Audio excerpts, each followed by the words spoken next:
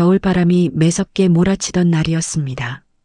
시장 골목 끝 하얀 김이 모락모락 피어오르는 붕어빵 틀 앞에 등에 아기를 포대기로 꼭 묶어 업은 채 두 손으로 붕어빵을 굽고 있던 젊은 여자가 있었지요. 아기가 배가 고픈지 칭얼거리기 시작하자 여자는 등을 살살 토닥이며 말했습니다. 아이고 아가야, 배고프지?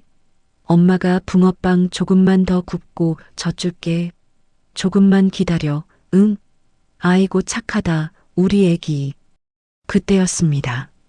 어깨를 잔뜩 으쓱이며 덩치 큰 사내들이 골목 안으로 들어왔고 그중 하나가 붕어빵 틀을 거칠게 밀쳐버리며 소리쳤습니다. 여기서 장사하려면 우리한테 인사부터 해야지. 자릿세 내란 말이야. 여자가 놀라 아기를 감싸 안으려는 그 순간 낡은 외투에 모자를 깊숙이 눌러 쓴 노인 하나가 골목 저편에서 천천히 걸어 나왔지요. 그 손 놔라.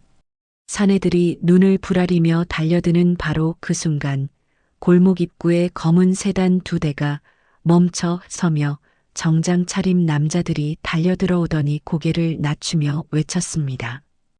회장님, 이 노인은 대체 누구일까요?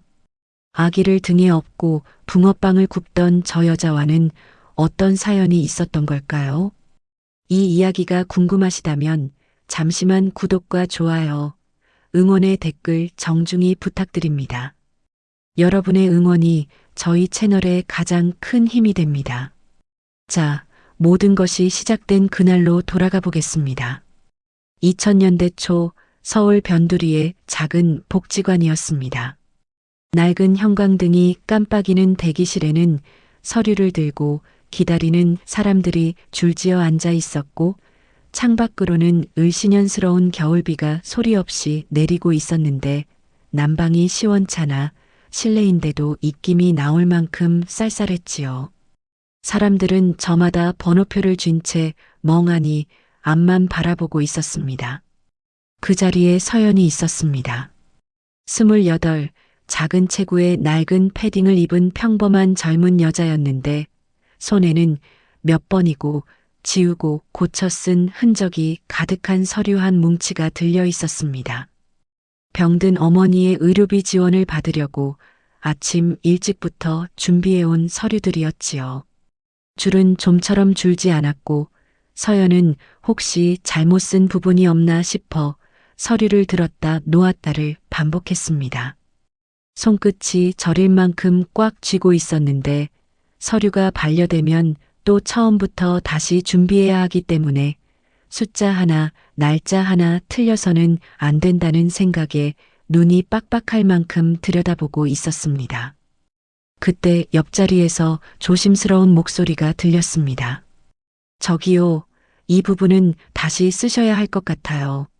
서연이 고개를 들었는데 말끔한 캐주얼 차림에 수수하게 생긴 남자가 서연의 서류를 살며시 가리키고 있었습니다. 목소리는 조심스럽고 눈빛은 조용히 다정했지요. 잘생기거나 눈에 띄게 멋진 외모는 아니었지만 어딘가 서두르지 않고 사람을 편안하게 만드는 느낌이 있는 사람이었습니다. 서연은 서류를 다시 들여다봤습니다. 아, 정말이네요. 감사합니다. 그 남자의 이름은 현우였습니다.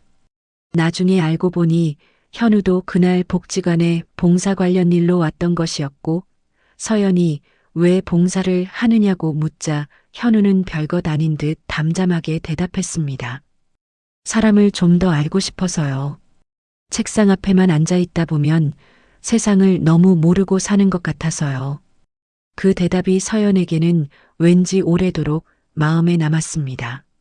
남들이 다 꺼리는 복지관 봉사를 아무렇지도 않게 다니는 사람, 그 단순한 사실 하나가 서연에게는 이상하게 믿음직스럽게 느껴졌던 거예요.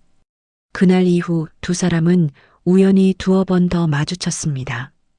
한 번은 복지관 근처 시장 국수집에서였는데 자리가 없어 어색하게 마주 앉게 됐고 처음에는 말없이 국수 한 그릇씩을 먹다가 어느새 소소한 이야기를 주고받게 됐습니다.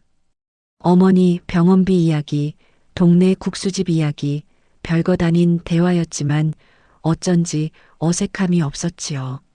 현우는 말이 많은 사람이 아니었는데 말할 때마다 진심이 담겨 있었고 그게 서연에게는 편안했습니다. 또 한 번은 갑자기 쏟아진 빗속에서였습니다. 서연이 처마 밑에 서서 비가 그치길 기다리고 있는데 현우가 우산을 들고 지나가다 멈추더니 두 사람은 우산 하나 아래 나란히 걸어가게 됐던 거예요. 어깨가 닿을 듯 말 듯 좁은 우산 아래 나란히 걸으면서 현우가 아주 조용하게 말했습니다. 저는 나중에 작은 가게 하나 차려서 그냥 소소하게 조용히 살고 싶어요. 그 말이 꼭 진심처럼 들렸고 서연도 모르게 대꾸가 나왔습니다. 그럼 제가 붕어빵이라도 팔게요. 겨울마다. 현우가 그 말을 듣고 소리 없이 웃었는데 눈이 반달처럼 휘는 웃음이었지요. 그때는 그저 장난 같은 말이었습니다. 그런데 그 한마디가 훗날 서연의 삶 전부가 될 줄은 두 사람 모두 꿈에도 몰랐던 거였습니다. 현우는 자신이 어떤 집안 출신인지 단 한 번도 서연에게 말하지 않았는데 그저 평범한 청년처럼 같은 국수를 먹고 같은 빗속을 걸었습니다. 조건을 따지거나 집안을 묻지 않아도 되는 사람, 그냥 옆에 있어도 아무렇지 않은 사람이었지요. 그런 사람이 곁에 생겼다는 것이 서연에게는 그것 하나만으로도 충분히 따뜻하고 소중한 일이었습니다. 두 사람의 계절은 그렇게 아무도 눈치채지 못하는 사이 조용히 그리고 천천히 깊어지고 있었습니다. 봄이 지나고 여름이 오도록 두 사람의 시간은 조용히 그리고 깊게 무르익어 갔습니다. 현우는 어느 날 서연의 손을 두 손으로 꼭 감싸주며 말했지요. 같이 살고 싶어요.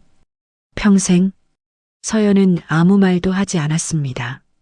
그냥 현우의 손을 더 꽉 쥐었는데 그것으로 충분한 대답이었습니다.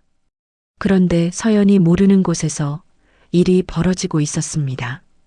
현우가 홀로 아버지를 찾아간 것이었습니다. 회사 사람들이 허리를 굽혀 인사하는 넓은 저택, 긴 복도를 지나 도착한 응접실에는 고급 소파에 허리를 꼿꼿이 세우고 앉은 아버지가 기다리고 있었지요. 현우는 그 앞에 서서 조용하지만 분명하게 말을 꺼냈습니다. 아버지, 좋아하는 여자가 생겼습니다. 결혼하고 싶습니다. 아버지가 읽던 서류를 천천히 내려놓으며 물었습니다. 어떤 여자냐? 현우는 숨기지 않았습니다. 서연의 어머니가 오래 아파 병원비가 많이 든다는 것, 변변한 직장 없이 하루하루 어렵게 살고 있다는 것, 하지만 어떤 상황에서도 따뜻함과 웃음을 잃지 않는 사람이라는 것을 있는 그대로 말했고, 사람이 좋아서 그 사람 곁에 있으면 마음이 편안해서 평생 함께하고 싶다고도 했습니다. 처음으로 아버지 앞에서 원하는 것을 또렷하게 말하는 현우였지요. 아버지의 표정이 서서히 굳어졌습니다. 한참을 말없이 앉아있던 아버지가 낮고 단호하게 입을 열었습니다. 배경도 없고 집안도 없는 여자다. 안 된다. 현우는 아버지 앞에서 처음으로 목소리를 높였습니다. 아버지, 사람입니다. 조건이 아니라요. 하지만 아버지의 뜻은 꿈쩍도 하지 않았습니다. 그날 현우는 빈손으로 돌아왔고 서연에게는 아무 말도 하지 않았습니다. 아버지가 어떤 사람인지도 그날 무슨 일이 있었는지도 서연은 전혀 알지 못했지요. 현우는 단 한 번도 자신의 집안을 서연 앞에서 내비친 적이 없었으니까요. 서연에게 현우는 그냥 말수 적고 눈이 반달처럼 휘며 웃는 평범한 청년이었을 뿐이었습니다. 아무것도 몰라도 되었고 아무것도 따지지 않아도 되었기에 오히려 좋았습니다. 그런데 그 여름이었습니다. 현우의 전화가 갑자기 끊겼습니다. 메시지를 보내도 답이 오지 않았고 전화를 걸면 신호만 길게 울리다 끊겼습니다. 서연은 처음에는 바쁜가 보다 했습니다. 하루가 이틀이 되고 이틀이 일주일이 됐습니다. 한 달이 지나고 두 달이 지나도 현우는 나타나지 않았는데 두 사람이 함께 걷던 골목도 나가보고 처음 국수를 먹었던 국수집 앞에도 몇 번이나 멍하니 서 있어 봤습니다. 하지만 현우는 없었습니다. 서연은 그래도 기다렸는데 반드시 이유가 있을 거라고, 반드시 올 거라고 믿으면서요. 그렇게 세 달이 흘렀습니다. 어느 날 서연은 혼자 병원을 찾았습니다. 몸이 이상하다 싶어 들른 것이었는데 의사가 건넨 말은 예상과 전혀 달랐습니다. 임신이에요. 10주쯤 됐네요. 서연은 한참을 그 자리에 앉아 있었습니다. 복도로 나와 차가운 벽에 등을 기댄 채 천천히 바닥으로 흘러내렸는데 눈물이 났습니다. 그런데 서연은 이상하게도 현우를 의심하지 않았습니다. 연락이 끊긴 건 분명 무슨 사정이 있어서일 거라고, 반드시 돌아올 거라고 서연은 그렇게 믿었지요. 그 조용한 눈빛으로, 그 진심이 담긴 말투로 아무 말 없이 사라질 사람이 아니라는 것을 서연은 온몸으로 알고 있었으니까요. 눈물을 닦으며 서연은 낮게 중얼거렸습니다. 기다릴게요. 꼭 돌아올 거잖아요. 그리고 배를 한번 조심스럽게 쓸어내리며 마음을 굳혔습니다. 이 아이를 낳겠다고, 현우가 돌아오면 셋이서 함께 시작하면 된다고, 늦어도 괜찮다고, 기다리면 된다고. 하지만 서연이 끝내 알지 못한 사실이 있었습니다. 현우는 그 여름 불의의 사고로 이미 세상을 떠났다는 것을요. 그리고 아무도 서연에게 그 사실을 알려주지 않았습니다. 서연은 여전히 그를 기다리며 뱃속에 아이를 품고 홀로 그 긴 겨울을 버텨내고 있었습니다. 그렇게 계절이 바뀌고 겨울이 왔습니다. 현우가 돌아오기를 기다리면서도 서연은 멈춰 있을 수가 없었습니다. 배는 점점 불러왔고 병든 어머니의 약값은 매달 빠져나갔지요. 아이를 낳은 뒤에는 분유값과 기저귀값까지 보태야 했습니다. 한 푼이라도 더 벌어야 했습니다. 서연은 시장 골목 한 귀퉁이에 가스통 하나를 놓고 그 위에 붕어빵 틀을 올렸습니다.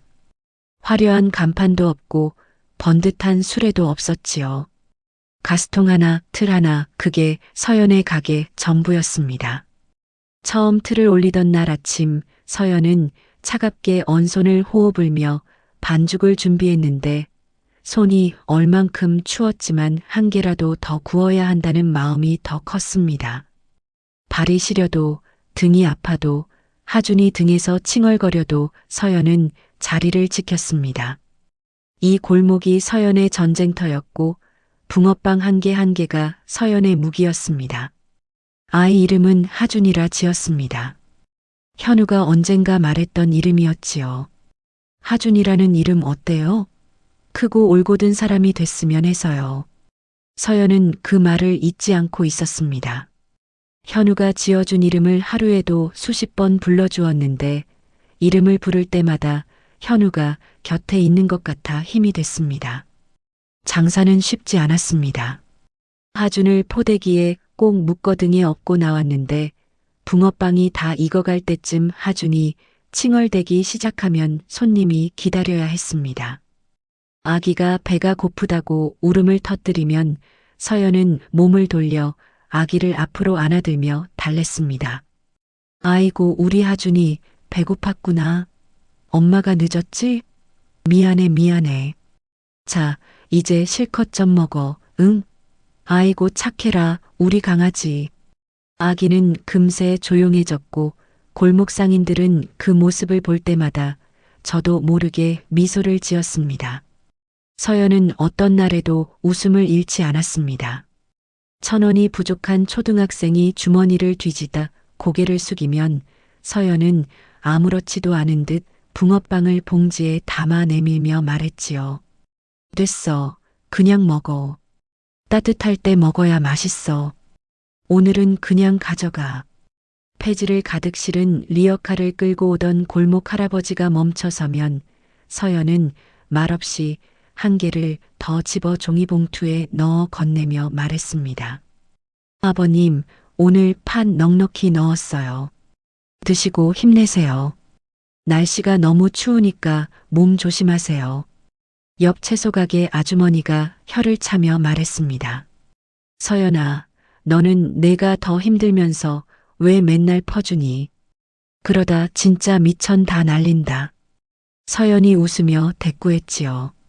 저보다 더 추운 분들이 있잖아요. 아주머니도 하나 드세요. 이건 서비스예요.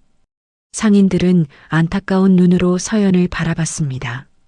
저 아기 크면 엄마 고생 알아줄 거야, 꼭. 애 없고 저 추운 데서 참 독하다 독해. 젊은 게 대단하네, 정말. 칭찬인지 걱정인지 모를 말들이 오갔지만 서연은 그 말들을 모두 힘으로 삼으며 하루하루를 버텨냈습니다. 하지만 밤이 되면 달랐습니다. 집으로 돌아와 어머니 약을 챙기고 하준을 재우고 나면 서연은 혼자 부엌 싱크대 앞에 섰습니다. 수도꼭지를 살짝 틀어 물소리를 냈는데 혹시 어머니가 들을까 봐서였습니다. 그리고 소리 없이 울었습니다. 눈물만 흘렸는데 어깨가 작게 떨렸습니다. 낮 동안 골목에서 지었던 웃음들 뒤에 이 눈물이 숨어 있었던 것이었고 아무도 몰라야 했기에 울음소리는 단 한 번도 내지 않았지요. 잠든 하준 얼굴을 한번 바라보고 서연은 눈물을 닦으며 낮게 말했습니다. 현우 씨, 아직 기다리고 있어요. 알죠? 내일도 나가야 했으니까요. 붕어빵 반죽을 미리 준비해야 했으니까요. 서연의 하루는 그렇게 웃음으로 시작해서 소리 없는 눈물로 끝이 났습니다. 그리고 또 다음 날 아침이 오면 서연은 하준을 포대기로 등에 꼭 묶고 다시 그 골목으로 나갔습니다. 변함없이 오늘도 아직 현우를 기다리면서 한편 서연이 모르는 곳에서 일이 벌어지고 있었습니다. 초겨울이 시작되던 어느 날 오후였습니다. 회장은 높은 층 유리창 앞에 서서 창밖을 내려다보고 있었습니다. 도심 한복판에 낙엽이 흩날리고 있었고 거리의 사람들은 저마다 바삐 움직이고 있었지요. 현우가 세상을 떠난 지 벌써 몇 달이 지나 있었습니다. 주변 사람들은 이제 현우 이야기를 꺼내지 않았고 회사도 예전처럼 돌아가고 있었습니다. 하지만 회장에게는 하루도 그 이름을 잊은 날이 없었습니다. 아들을 먼저 보낸 아버지의 하루는 겉으로는 멀쩡해 보여도 속은 텅 비어 있는 것과 다름없었지요. 반대했던 그 말이, 허락하지 않았던 그 결정이 자꾸만 머릿속을 맴돌았습니다. 밤마다 현우 사진을 꺼내보다가 다시 서랍 속에 넣어두고 또 꺼내보다가 다시 넣어두기를 반복했는데 그게 회장이 아들에게 할 수 있는 전부였습니다. 아버지라는 이름을 가지고도 아들 하나 제대로 지키지 못한 아버지였습니다. 그때 비서가 조심스럽게 문을 열고 들어왔습니다. 회장님, 현우 도련님 친구분이 찾아오셨습니다. 꼭 뵙고 싶다고 하십니다. 회장의 눈이 잠시 흔들렸습니다. 들어오라 해. 잠시 후 30 중반쯤 되어 보이는 남자가 들어왔습니다. 현우와 대학 시절부터 가깝게 지낸 친구였는데 얼굴에 무거운 것을 잔뜩 이고 온 사람처럼 표정이 어두웠습니다. 남자는 회장 앞에 서서 한참을 말을 꺼내지 못했지요. 회장이 먼저 물었습니다. 무슨 일인가? 남자가 천천히 고개를 들었습니다. 회장님, 현우가 생전에 만나던 여자분 기억하십니까? 회장의 표정이 굳었습니다. 그래서 남자가 잠시 숨을 고르더니 낮게 말했습니다. 그분이 아이를 낳았습니다. 정적이 흘렀습니다. 회장의 손이 천천히 책상 위에서 멈췄습니다. 무슨 소리인가? 현우가 사고를 당하기 전에 이미 임신 중이었습니다. 그분은 현우가 세상을 떠난 사실도 전혀 모른 채 그가 돌아오기만을 기다리며 혼자서 아이를 낳아 키우고 있습니다. 아기를 등에 업고 시장 골목에서 붕어빵을 팔면서요. 아직도 그이가 돌아올 거라 믿으면서요. 회장은 한동안 아무 말도 하지 못했습니다. 손이 책상 위에서 미세하게 떨렸습니다. 아이가 몇 개월인가 8달쯤 됐습니다. 회장은 천천히 고개를 돌려 다시 창밖을 바라봤습니다. 낙엽은 여전히 떨어지고 있었고 거리는 여전히 분주했지요. 그런데 회장의 눈앞에는 창밖 풍경이 보이지 않았습니다. 현우가 그날 아버지 앞에서 했던 말이 떠올랐습니다. 아버지, 사람입니다. 조건이 아니라요. 그 말이 지금 이 순간 비수처럼 가슴 깊이 박혔습니다. 내가 허락했더라면, 내가 조금만 달랐더라면, 내가 그때 그 아이를 직접 만나보기라도 했더라면, 그 생각들이 회장의 발을 무겁게 붙들어 버렸습니다. 남자가 일어서며 조용히 말했습니다. 현우가 살아있을 때 진작 말씀드렸어야 했는데, 정말 죄송합니다, 회장님. 남자가 나가고 회장실에 혼자 남은 회장은 오랫동안 창가에 서 있었습니다. 그날 밤 회장은 잠을 이루지 못했습니다. 눈을 감으면 현우의 얼굴이 떠올랐고 어딘가 시장 골목에서 아기를 등에 업고 붕어빵을 굽고 있을 이름도 모르는 여자가 머릿속을 떠나지 않았지요. 그 여자가 아직도 현우가 돌아오기를 기다리고 있다는 사실이 회장의 가슴을 무겁게 짓눌렀습니다.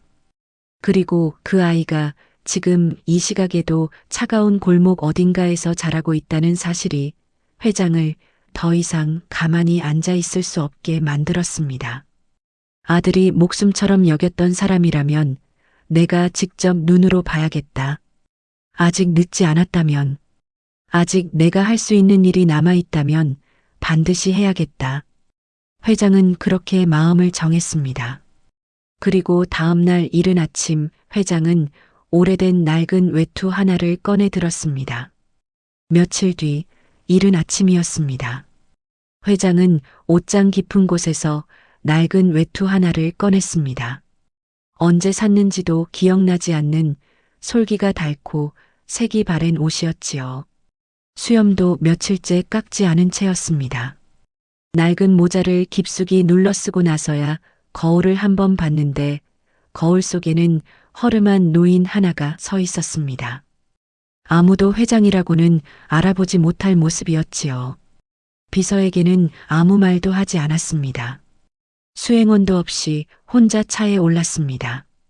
이 사람을, 아들이 목숨처럼 아꼈던 그 사람을 아무런 꾸밈 없이 직접 두 눈으로 봐야겠다는 생각뿐이었습니다.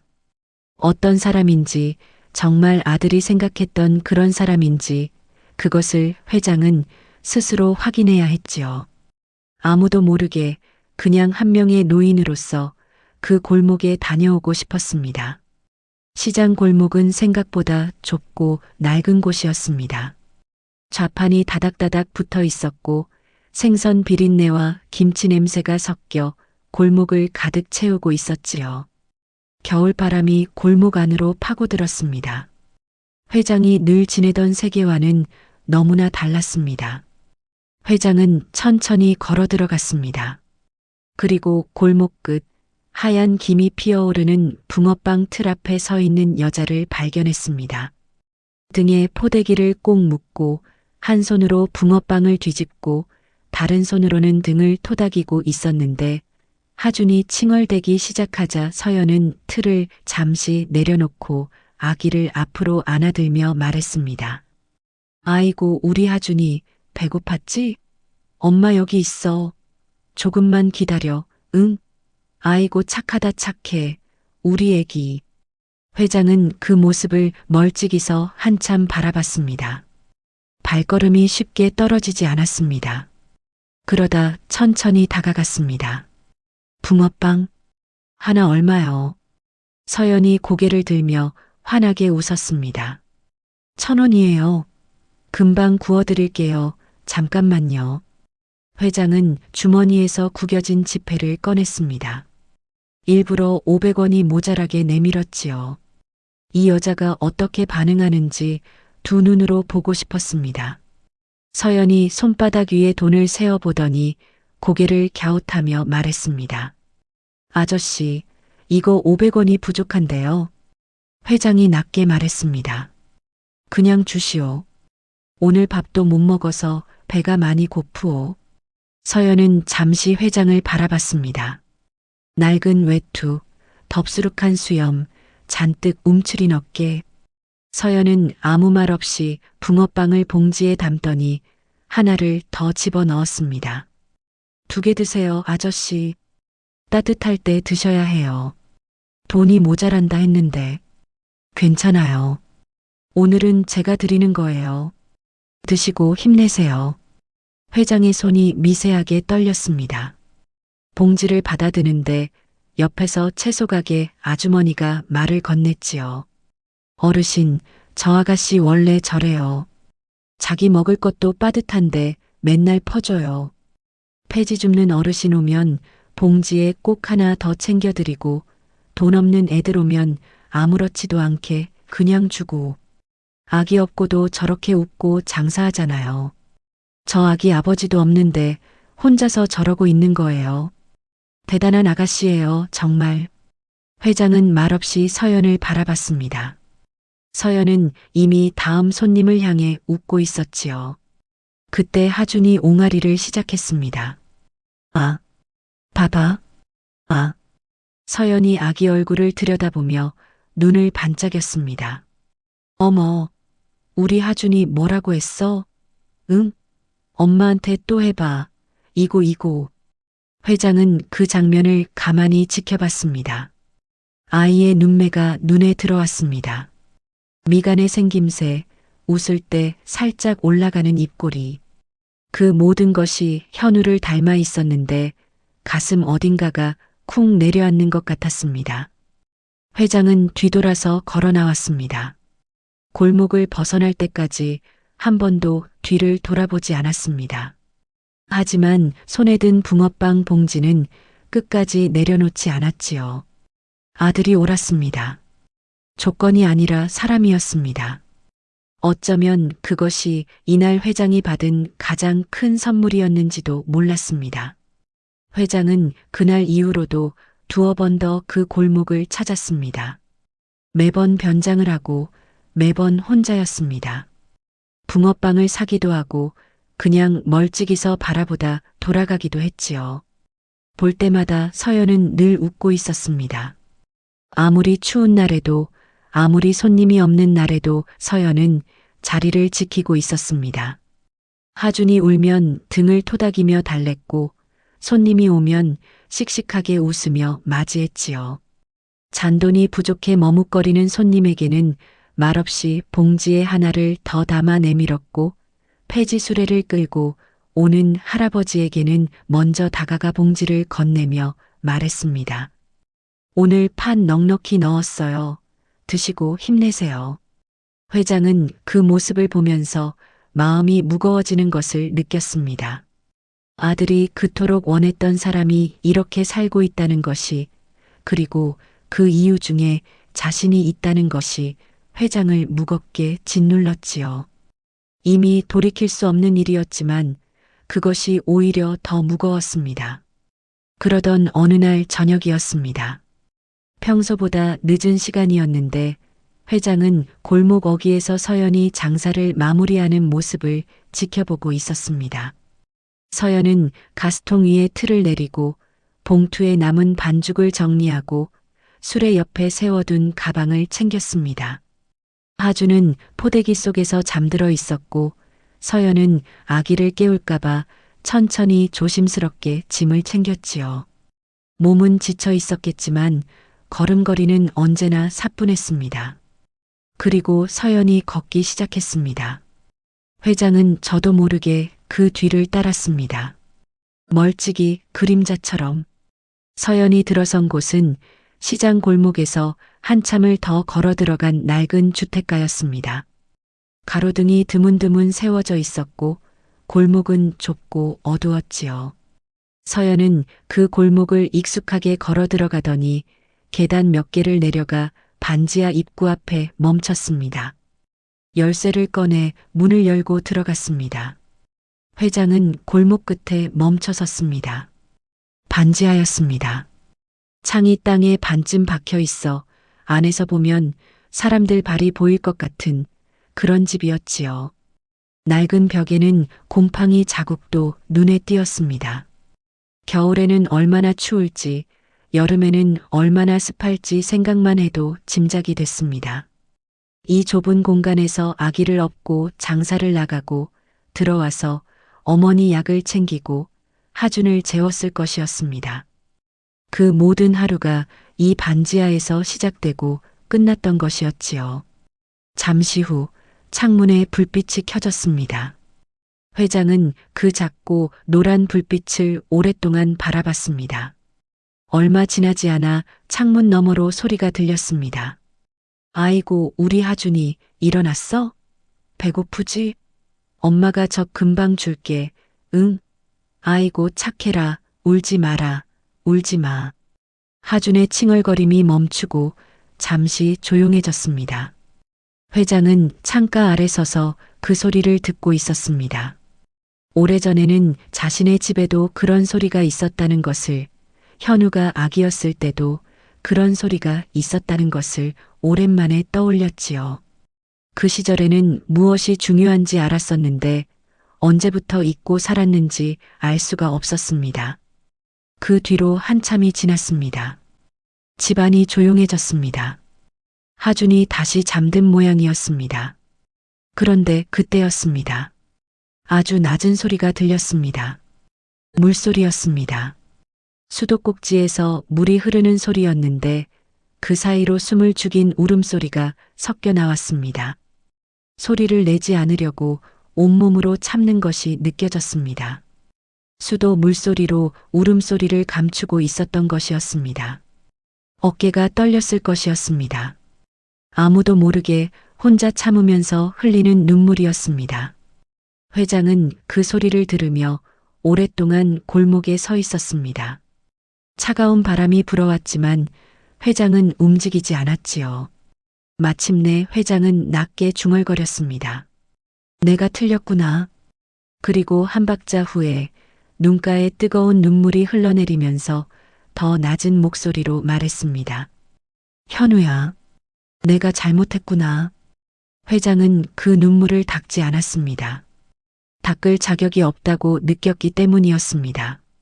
천천히 골목을 걸어 나왔습니다. 발걸음은 처음 왔을 때보다 훨씬 무거웠고 마음속에는 무언가가 분명히 정해져 있었습니다. 회장이 마음을 정한 이후로 며칠이 지났습니다. 그날도 회장은 변장을 하고 골목 어귀에 서 있었습니다. 멀찍이서 서연이 장사하는 모습을 바라보고 있었지요. 오늘도 하준을 등에 업고 붕어빵을 굽고 있었는데 잔돈이 부족한 손님에게 말없이 하나를 더 넣어주고 지나가는 노인에게 먼저 다가가 봉지를 건네는 서연이었습니다. 그런데 바로 그때였습니다. 골목 저편에서 덩치 큰 사내의 셋이 들어왔습니다. 어깨를 으쓱이며 걷는 걸음걸이부터 심상치 않았지요. 사내들은 서연의 붕어빵 틀 앞에 딱 멈췄습니다. 그리고 그 중 하나가 수레를 발로 차며 소리쳤습니다. 야, 여기서 장사하려면 우리한테 인사부터 해야지. 자릿세를 내란 말이야. 서연은 놀라 등에 업힌 하준을 두 손으로 감쌌습니다. 하준이 울음을 터뜨렸지요. 저는 여기서 오래 장사했어요. 그런 거 낸 적 없어요. 뭐, 이 아가씨가 말을 못 알아들어? 사내가 팔을 뻗어 서연의 수레를 확 밀쳐버렸습니다. 붕어빵 틀이 기울어지며 불씨가 튀었습니다. 골목 상인들은 겁을 먹고 모두 안으로 들어가 버렸고 아무도 나오지 않았습니다. 서연은 하준을 꼭 안은 채 뒤로 물러섰습니다. 눈에 눈물이 차올랐지만 입술을 꽉 깨물었습니다. 이 아기만큼은 지켜야 했으니까요. 바로 그때였습니다. 낡은 외투에 모자를 깊숙이 눌러 쓴 노인 하나가 골목 안으로 천천히 걸어 들어왔습니다. 그 손 놔라. 사내들이 픽 웃으며 돌아봤습니다. 뭐야, 이 늙은이는? 영감, 빨리 꺼져. 노인은 꿈쩍도 하지 않았습니다.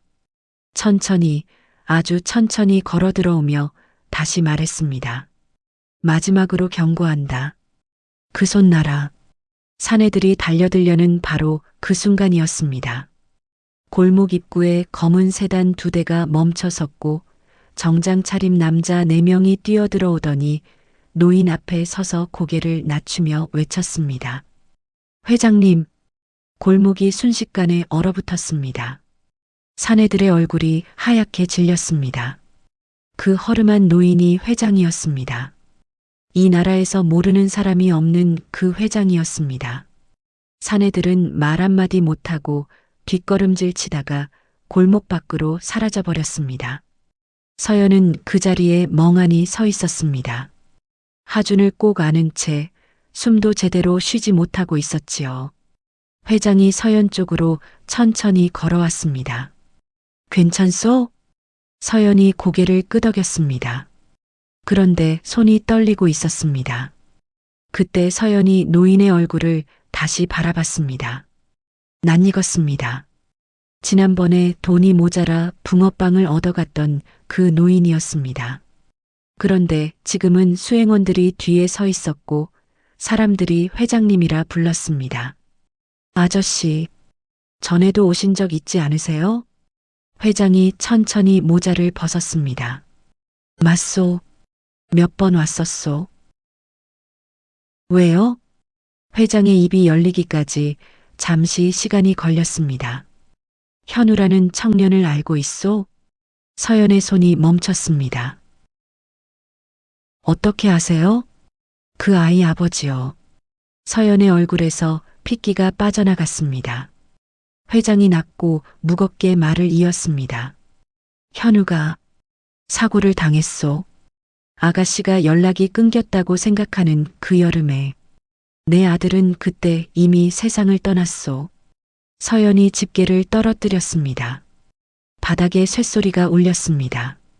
기다리면 돌아올 줄 알았던 그 사람이 이미 오래전에 세상에 없었다는 것을 이제야 알게 된 것이었습니다. 그동안의 기다림이, 그 긴 밤들이, 물소리 틀어놓고 혼자 사귀었던 눈물들이 한꺼번에 밀려오는 것 같았습니다. 내가 반대했소. 집안이 다르다고. 그게 잘못이었소. 아들한테도 아가씨한테도.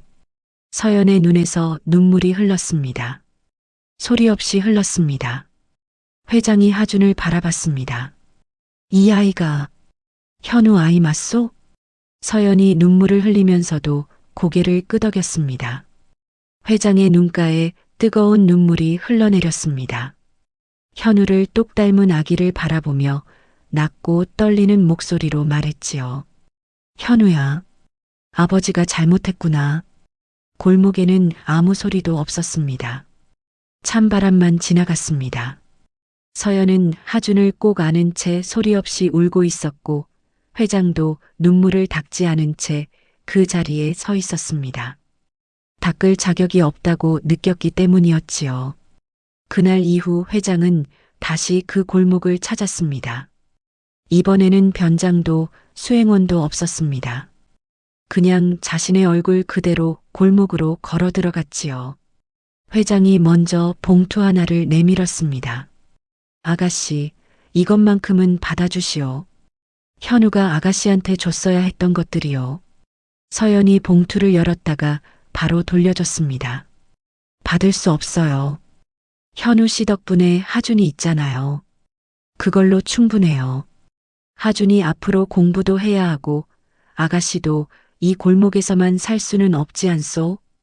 우리 사정은 우리가 알아서 할게요. 회장은 봉투를 다시 집어넣었습니다. 그리고 돌아가는 대신 그 자리에 쪼그리고 앉아버렸지요. 나도 하나 구워도 되겠소? 서연이 당황해서 바라봤지만 회장은 이미 붕어빵 틀을 들여다보고 있었습니다. 이 나라에서 모르는 사람이 없는 회장이 시장 골목 바닥에 쪼그리고 앉아 붕어빵 반죽을 들여다보고 있었던 것이었지요. 다음 날도 왔습니다. 매일 왔습니다. 회장은 올 때마다 말없이 하준을 안아들고 옹알이를 들었습니다. 어느 날 낮게 말했지요. 나는 하나밖에 없는 자식을 잃었소. 그 아이 핏줄인 손자마저 모르고 살 수는 없소. 현우도 이걸 원할 것이오.